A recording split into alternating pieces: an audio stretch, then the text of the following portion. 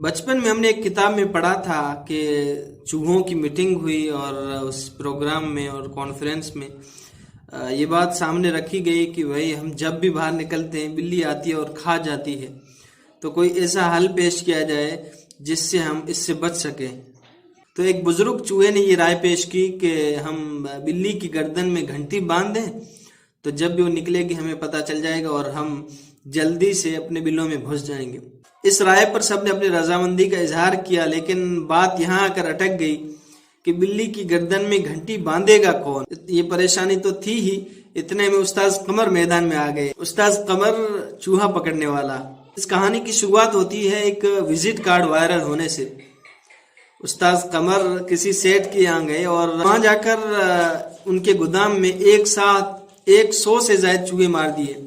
तो उस सेठ ने देखकर कहा कि भाई आप तो बड़े कलाकार हो, आपको तो विजिट कार्ड बना देना चाहिए कि जिसको जरूरत पड़े वो आपसे कांटेक्ट करे और आप इस चीज को एज अ बिजनेस रन करें। तो इस चीज को उस्ताद कमर ने बहुत ही ज्यादा सीरियस ले लिया और अपना विजिट कार्ड बनवा लिया। विजिट कार्ड सोशल मीडिया पे डालते ही वो वायरल हो गया और पूरे मुल्क की मीडिया इनके पीछे लग गई और इनके इंटरव्यू लिए जाने लगे और देखते ही देखते 3 महीने की बुकिंग फुल हो गई। अब जब भी कोई उनसे कांटेक्ट करता है तो उनका कहना है कि ईद के बाद मैं आपके यहाँ अपॉइंटमेंट दूंगा और आपके घर पे आकर चूहे मारूंगा, उससे पहले मेरे पास कोई टाइम नहीं है। मुझे बाहर से कॉल आ रही है, सऊदी और दुबई से, और वहां से लोग कह रहे हैं कि आप हमारे पास आ जाइए, हम आपको वीजा भी ऑफर करते हैं, टिकट भी ऑफर करते हैं। लेकिन इनका कहना है कि मैं अपने मुल्क में काम करूंगा, बाहर कहीं नहीं जाऊंगा। इस चीज को लेकर लोगों की अलग अलग राय है। एक यूजर ने कहा कि हमारी मीडिया को क्या हो गया है, वो किस चीज के पीछे लग गई है। टैलेंटेड लोगों को आगे लाना चाहिए और उनकी प्रमोशन करनी चाहिए, फालतू चीजों में क्यों पड़ गए हैं।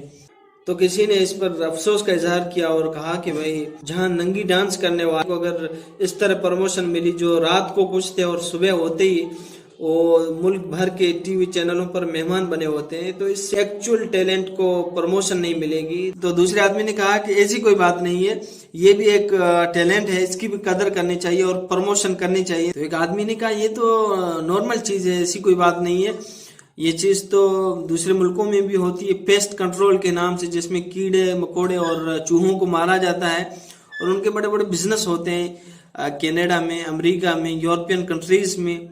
तो इस चीज के पीछे नहीं लगना चाहिए। तो इसके जवाब में किसी ने कहा नहीं नहीं, ये तो रिस्क है जो अल्लाह ताला दे रहा है और इसके लिए रिस्क का दरवाजा खुला है और अल्लाह ताला तो वहां से रिस्क देता है जहां से इंसान सोच भी नहीं सकता।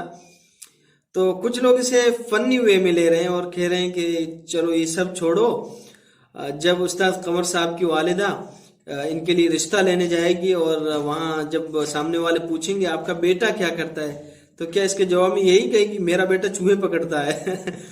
और कोई कह रहा है कि भाई ये चीज तो साइंटिस्ट के जहनों में भी नहीं आई होगी जो हमारे उस्ताद कमर साहब के जहन में आ गई।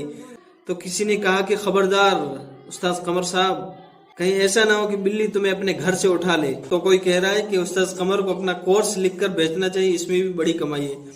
आप इसके बारे में क्या कहते हैं, कमेंट बॉक्स में जरूर बताइए।